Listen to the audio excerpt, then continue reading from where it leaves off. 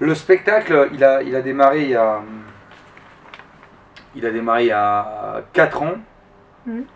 mais il a du succès depuis 3 ans. En fait, il a démarré il y a 5 ans et il a du succès depuis 3 ans. Donc il y a eu 2 ans où je le rôdais, où j'étais pas très connu et où ça marchait pas. Et c'est très bien, comme ça j'ai pu le rôder en n'étant pas connu. Donc il y a plein de gens qui ont vu le spectacle qui étant en rodage. Et là il est prêt, en fait il a été prêt, j'ai de la chance, il a été prêt au moment à peu près où ça a commencé à marcher pour moi à la télé. D'accord. Et là, ça commence. Et jusqu'au quand? Jusqu'au 25 avril au Palais des Sports. D'accord. C'est la dernière. Et vous en avez pas marre de jouer ce spectacle? Non, c'est impossible d'en avoir marre de jouer ce spectacle. Pour plein de raisons différentes. Déjà, j'ai la chance de ne pas avoir un contenu léger. Donc je pense que si tu as un sketch sur les téléphones portables, quand tu l'as joué 650 fois, je pense vraiment que ça commence à te casser les couilles. Mais moi, j'ai une chance terrible, c'est que je ne parle pas de téléphone portable, je ne parle pas de moi, je ne parle pas de ma première relation sexuelle, je ne parle pas de rencontres en boîte de nuit, de sites de rencontres ou de Facebook. J'ai que des sujets qui sont des sujets de société, la misogynie, le racisme, l'homophobie, la religion, parce que c'est le fil rouge de mon spectacle, même si c'est un prétexte pour parler de plein d'autres choses. C'est impossible de se lasser de ce spectacle, parce que la réaction des gens en salle est tellement incroyable. Les gens sont tellement hallucinés, choqués, morts de rire, outrés, excités, parce que ce spectacle, pour moi, c'est vraiment des montagnes russes. Vous venez voir le spectacle en salle, vous allez voir, les gens font oh, oh, après ils sont morts de rire, ils font oh non. Parce que le spectacle, je ne fais que secouer les gens, secouer les gens, secouer les gens tout le temps, tout le temps, tout le temps. Il n'y a pas de répit. C'est pour ça que j'arrive à faire des spectacles des fois qui durent 2h30. Les gens me disent mais t'es malade, on peut pas faire 2h30 de spectacle. Je dis si tu laisses pas la personne se reposer, si tu la laisses pas se rendre compte qu'elle est fatiguée, elle reste avec toi pendant 2h30.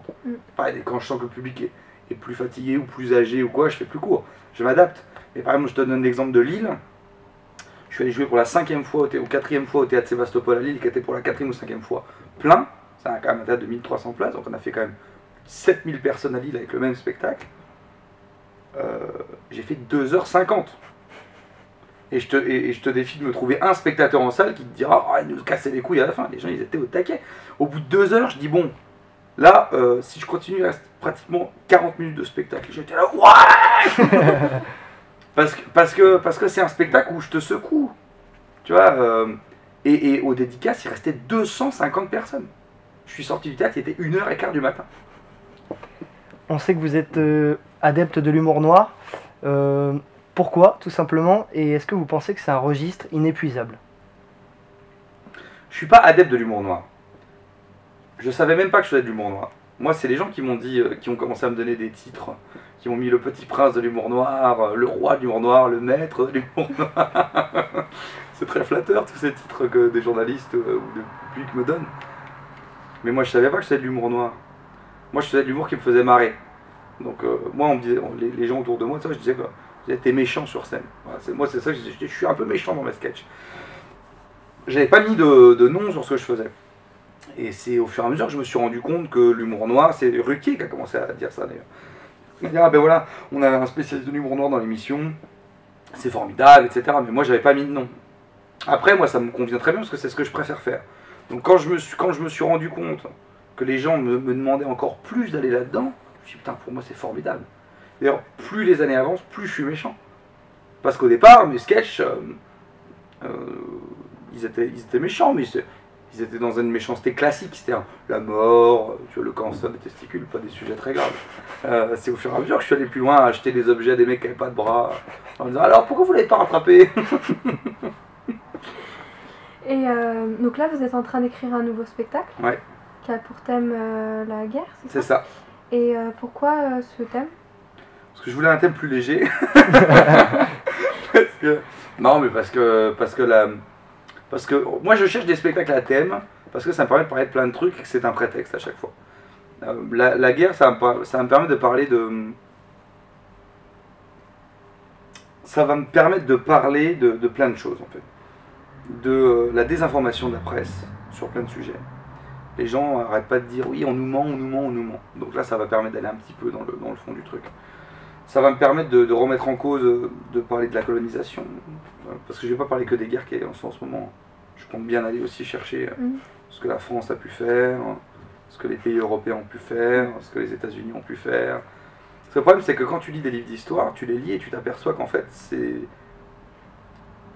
c'est pas les mêmes livres d'histoire que tu lises d'histoire ici ou en Afghanistan, on va pas te la raconter de la même manière l'histoire. Moi je dis bah, c'est bizarre parce que pourquoi on n'est pas tous d'accord sur la manière dont ça s'est passé? Bah non, on n'est pas tous d'accord. Ah bah attendez, moi je voudrais bien avoir l'avis des Afghans. Alors expliquez-moi, votre avis à vous c'est quoi? Donc j'ai envie d'aller un petit peu là-dedans. Donc en fait, moi ça me permet de parler de ça me permet de parler de l'armement par exemple, tu vois, de tout ce qu'elle a. Faut quand même savoir, je sais plus en quel classement elle, la France, mais elle est dans le peloton je crois je vais pas dire de bêtises, mais peut-être 5e ou 6e ou 4e ou 3e plus gros vendeur d'armes au monde. Ouais. C'est quand même intéressant de le savoir ça, parce que c'est bien beau de montrer du doigt la guerre des fois. Mais ils viennent d'où les fusils? Ah bah ils viennent de la France avant. C'est-à-dire l'enfant a été tué par une balle qui a été amenée par des avions français. Oui voilà, enfin, on n'est pas obligé d'en parler. Bah si, parlons-en. Donc il y a plein de choses. L'humanitaire, oui, l'humanitaire aussi, tu sais, moi j'ai des amis, oui je vais revenir sur ce que je disais du coup avant. L'humanitaire, moi j'ai une copine qui a fait des études dans l'humanitaire et qui s'est retrouvée à la frontière israélo-palestinienne et qui me dit bah c'est bien, on est en Israël et puis ben tous les 6 mois il y a un mec qui vient nous voir. Vous avez des idées? Oui. Moi c'est pas mal, bah continuez à réfléchir, je reviendrai dans 6 mois. En attendant, lui on est payé et elle dit, et moi je me suis pas engagé dans l'humanitaire pour faire ça. Je me suis engagé pour vraiment aider. Et elle me dit, là, elle a arrêté, je ne servais à rien, on me demandait rien. Et ce sont quand même des gens qui sont payés par les gouvernements, etc., qui sont envoyés dans des pays où soi-disant ils doivent aider, et en fait c'est pour plutôt parfois pour se faire bonne conscience, tu vois. J'ai cité Israël, mais je peux te citer plein d'autres pays, hein, que ce soit du côté israélo-palestinien ou dans d'autres pays, c'est exactement la même chose. C'est-à-dire que des fois c'est pour se donner bonne conscience, mais qu'est-ce que vraiment ces gens-là font? C'est important de le savoir. Donc voilà, donc il y a multitude de sujets, et puis ce que font les armées sur place, comment reviennent les soldats, les casques bleus, qu'est-ce qu'ils font vraiment? Moi j'ai des dossiers sur les casques bleus, sur les trucs, les machins, c'est formidable. Il y a plein de trucs qu'on nous dit pas. Donc ça c'est formidable comme sujet. Et moi j'aime bien aller foutre un peu le bordel. Et je lance un grand appel à tous les gens qui veulent me raconter des choses, qui veulent que des choses sortent. Moi je ne cite jamais mes sources. Je l'ai fait avec la religion, j'ai eu plein de gens qui me sont venus à la chose que j'ai pas cité. Donc j'invite tous les gens qui ont envie de me dénoncer les choses, un peu sur la santé aussi, du côté associatif. Sur la santé, j'ai des gens qui m'ont contacté, m'ont dit ah bah tiens, il faudrait que tu saches ça, etc. Voilà, donc foutre vraiment encore plus le bordel qu'avec la religion avec ce nouveau spectacle. Vous avez déjà le titre? Ça s'appellera Vente de pièces à Beyrouth.